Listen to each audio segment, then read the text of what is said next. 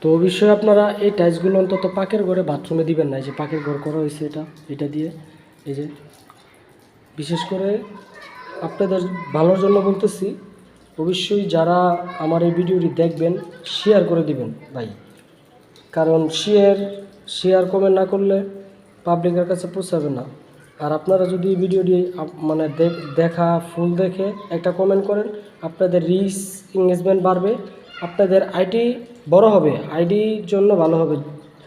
ID বড় হইলে আপনারা যখন একটা পিক ছাড়বেন বা একটা ভিডিও ছাড়বেন, আপনার সামনে কন্টেন্ট ক্রিয়েটর করবেন বা ভিডিও বানায় আপলোড করবেন,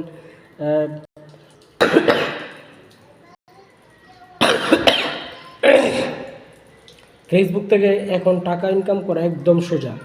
যদি আপনি ফেসবুকের রুলস মেনে কাজ করতে পারেন, ফেসবুক থেকে সফলতা অর্জন করতে পারবেন।